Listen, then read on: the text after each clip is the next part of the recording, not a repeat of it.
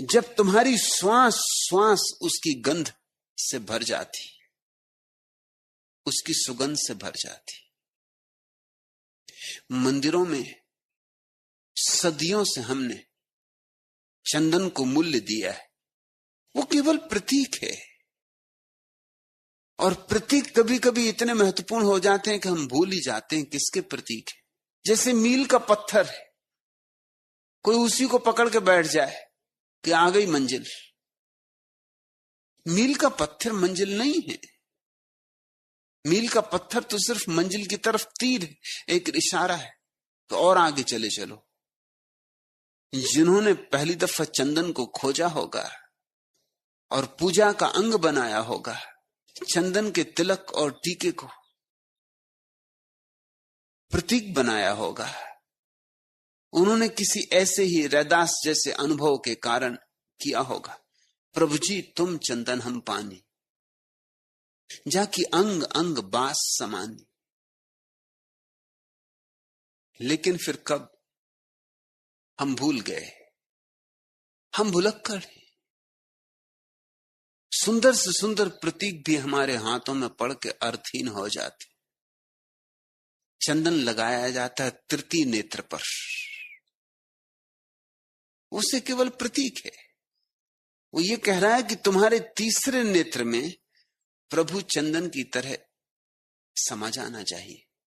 मगर बस ऊपर लगा लिया चंदन और काम समाप्त हो गया। स्त्रियां तीसरे नेत्र पर टीका लगाती, वो केवल प्रतीक है कि जिससे तुम्हें प्रेम है वो तुम्हारे तीसरे नेत्र तक समा जाना चाहिए, तो ही प्रेम है। क्यों तीसरे नेत्र तक? क्योंकि तीसरे नेत्र संसार की सीमा को निर्मित करते, उसके पार तो फिर ब्रह्म है। तीसरा नेत्र है छठवां केंद्र, उसके बाद सातवां है सहस्त्रार, वह तो मुक्ति का द्वार है। फिर वहां न तो प्रेमी रह जाता, न प्रेसी, न भक्त, न भगवान। लेकिन छठवें तक याद रहती। तो अगर किसी से प्रेम किया हो तो वो ऐसा होना चाहिए कि जैसे तीसरी आंख तक ने उसे देख लिया, देह ही नहीं देखी उसकी आत्मा भी देख ली। दो आंखें हैं हमारे पास, ये तो केवल देह को देखती हैं। इनसे हुआ प्रेम भी कोई प्रेम है, वासना का ही एक नाम है। लेकिन इन दोनों आंखों के भीतर छिपी एक तीसरी आंख है, शिव नेत्र। उससे जब देखा तो प्रेम। तीसरी आंख जब किसी व्यक्ति से जुड़ जाती, तुम उसकी आत्मा से जुड़े और एक हुए। प्रेसी को भी वहीं से देखो तो तुम्हारा प्रेम प्रार्थना बन जाएगा। और गुरु को तो केवल वहीं से देखा जा सकता है। चर्म चक्षु देखने में असमर्थ है। चर्म चक्षु तो केवल चमड़ी को ही देख सकते हैं, वही उनकी सीमा है। तुम्हारे भीतर एक अदृश्य दृष्टि है, दिखाई नहीं पड़ती। उस अगोचर दृष्टि से ही अगोचर को देखा जा सकता है। तीसरे नेत्र पर स्त्रियां टीका लगाती रही, मगर बस टीका लगा है और पति के साथ झगड़ा चल रहा है। ऐसे हमारे सारे प्रतीकों की गति हो गई। मंदिर गए, तिलक लगा लिया, चंदन घिस के तीसरे नेत्र पर ऊपर से शीतलता पहुंचा दी और घर चले आए। तुम्हारे तीसरे नेत्र पर परमात्मा चंदन की वास जैसा हो जाना चाहिए। और चंदन को क्यों चुना? बहुत कारणों से चुना। चंदन अकेला वृक्ष है जिस पर विषैले सांप लिपटे रहते, मगर उसका कुछ बिगाड़ नहीं पाते। चंदन विषाक्त नहीं होता। सर्प भला सुगंधित हो जाएं, मगर चंदन विषाक्त नहीं होता। ऐसा ही ये संसार है, जहर से भरा हुआ। इसमें तुम्हें चंदन जैसे होके जीना होगा। ये तुम्हें विषाक्त ना कर पाए, ऐसा तुम्हारा साक्षी भाव होना चाहिए। कि कीचड़ में से भी गुजरो तो भी कीचड़ तुम्हें छुए ना। ये काजल की कोठरी है संसार, इससे गुजरना तो है। परमात्मा चाहता है कि गुजरो, जरूर कोई शिक्षा है जो जरूरी है, लेकिन ऐसे गुजरना जैसे कबीर गुजरे, रैदास गुजरे। कबीर कहते हैं ज्यों की त्यों धर दीनी चदरिया, खूब जतन से ओढ़ी रे कबीरा। कालख से भरी हुई काजल की इस कोठरी से गुजर गए, मगर बड़ी जतन से गुजरे, बड़े होश से गुजरे कि परमात्मा ने जैसी चदरिया दी थी ठीक वैसी की वैसी बिना दाग धब्बे के वापस लौटा दी। साक्षी भाव हो तो संसार में से ऐसा ही गुजरा जा सकता है। इस साक्षी भाव के साथ संसार से गुजरने को ही मैं सन्यास कहता हूं। चंदन की तरह हो जाओ तो सन्यासी। प्रभु जी तुम चंदन हम पानी, जाकि अंग अंग बास समानी। प्राण वीणा पर पिया, मैं आज तेरे गीत गाऊं। नैन से तुझको निहारूं, पलक में तुझको छिपाऊं। गीत उर के प्रीत मन के, अश्रु के तुम प्राण धन हो। चूम कर तुमको बलम, मैं हृदय मंदिर में बसाऊं। प्राण वीणा छेड़ प्रीतम, मैं तुम्हें हरदम पुकारूं। नैन के माणिक पिरोकर, प्रेम की माला पिन्हाऊं। पुकारोगे तो एक दिन पुकार सुनी जाएगी। अहिर्निश पुकारोगे तो एक दिन पुकार बन जाओगे। देर अबेर हो सकती है, अंधेर नहीं है। और जल्दी मत करना, अधीर मत होना। ये इतना महत्वकारी है कि अगर जन्मों में भी हो तो जल्दी। ये कोई छोटे मोटे घास पात के पौधे नहीं हैं, ये प्रेम और प्रार्थना के पौधे, चांतारों को छूने वाले पौधे, या आकाश को भर देने वाले पौधे। ये जब भी जितनी देर में भी खिल जाएं, फूलों से लद जाएं, समझना कि जल्दी ही है, समझना कि अभी सुबह ही है।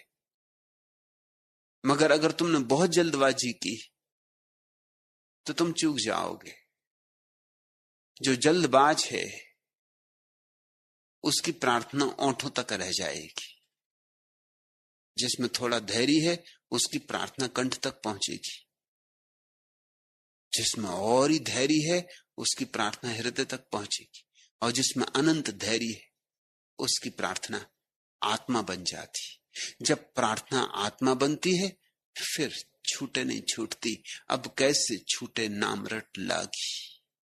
प्रभु जी तुम चंदन हम पानी, जाकि अंग अंग बास समानी।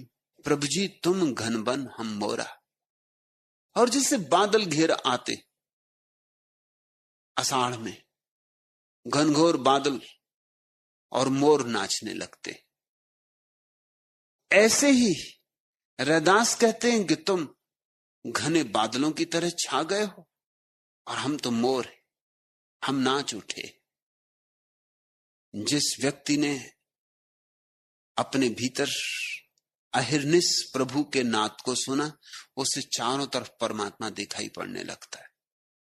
वृक्षों में, पहाड़ों में, चांतारों में, लोगों में, पशुओं में, पक्षियों में, उसे सब तरफ परमात्मा दिखाई पड़ने लगता है। और जो सब तरफ परमात्मा से घिर गया है वो मोर की तरह नहीं नाचेगा तो कौन नाचेगा। प्रभु जी तुम घनबन हम मोरा, जैसे चितवन चंद चकोरा। उसकी आंखें तो जैसे चकोर की आंखें चांद पर टिकी रह जाती, बस ऐसे ही परमात्मा पर टिकी रह जाती। हां एक फर्क है, चकोर चांद से आंखें नहीं हटाता है और ध्यानी हटाना भी चाहे तो नहीं हटा सकता, क्योंकि जहां भी आंख ले जाए वहीं उसे परमात्मा दिखाई पड़ता, वहीं चांद है उसका। कंकड़ कंकड़ में उसकी ही ध्वनि, पत्ते पत्ते पर उसी के हस्ताक्षर है। तो चकोर तो कभी थक भी जाए, थक भी जाता होगा, कवियों की कविताओं में नहीं थकता, मगर असली चकोर तो थक भी जाता होगा। असली चकोर तो कभी रूठ भी जाता होगा, असली चकोर तो कभी शिकायत से भी भर जाता होगा कि आखिर कब तक देखता रहूं। लेकिन चकोर के प्रतीक को कवियों ने ही नहीं उपयोग किया, ऋषियों ने भी उपयोग किया है। प्रतीक प्यारा है। चकोर एकटक चांद की तरफ देखता है, सारी दुनिया उसे भूल जाती, सब भूल जाता है, बस चांद ही रह जाता है। ठीक ऐसी ही घटना भक्त को भी घटती है। सब भूलता नहीं, सभी चांद हो जाता है। जहां भी देखता है पाता है वही परमात्मा। प्रभु जी तुम दीपक हम बाती, जाकी ज्योति बरे दिन राती। प्यारे वचन है रैदास के, सीधे साधे लेकिन बड़े मधुर, बड़े मीठे। प्रभु जी तुम दीपक हम बाती, तुम ज्योति हो, हम तुम्हारी बाती। इतने ही तुम्हारे काम आ जाएं तो बहुत। तुम्हारी ज्योति के जलने में उपयोग आ जाएं तो बहुत, तुम्हारे प्रकाश को फैलाने में उपयोग आ जाएं तो बहुत। यही हमारा धन्य भाग कि हम तुम्हारे दिए की बाती बन जाएं। तुम्हारे लिए मिट जाने में सौभाग्य है, अपने लिए जीने में भी सौभाग्य नहीं। अपने लिए जीने में भी दुर्भाग्य है, नरक है, और तुम्हारे लिए मिट जाने में भी सौभाग्य है, स्वर्ग है। प्रभु जी तुम दीपक हम बाती, जाकी ज्योति बरे दिन राती। और जो परमात्मा के लिए बाती बन गया है उसे एक अनूठा अनुभव होता है। वो बाती जलती नहीं, समाप्त नहीं होती। जाकी ज्योति बरे दिन राती, दिन और रात जलती, शाश्वत जलती। वह जगत शाश्वत का है, क्षणभंगुर का नहीं। उससे जुड़ जाना शाश्वत हो जाना है। जैसे कोई बूंद सागर में गिर जाए तो सागर हो जाती, ऐसे ही जो परमात्मा से जुड़ जाए किसी बहाने, बाती बन के जुड़ जाए, बूंद बन के जुड़ जाए, चकोर की भांति जुड़ जाए,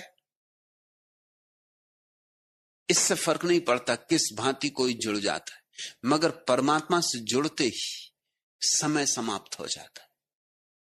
शाश्वत, न जिसका कोई प्रारंभ है न कोई अंत, उसमें हम प्रवेश करते हैं। जाकी ज्योति बरे दिन राती, प्रभु जी तुम मोती हम धागा। छोटे छोटे प्रतीक मगर खूब अर्थ भरे, खूब रस भरे। प्रभु जी तुम मोती हम धागा, कि तुम मोती हो, हमें धागा ही बना लो। इतने ही तुम्हारे काम आ जाएं कि तुम्हारी माला बन जाए। तुम तो बहुमूल्य हो, हमारा क्या मूल्य, धागे का क्या मूल्य। मगर धागा भी मूल्यवान हो जाता है जब मोतियों में पिरोया जाता है। जैसे सोनही मिलत सुहागा,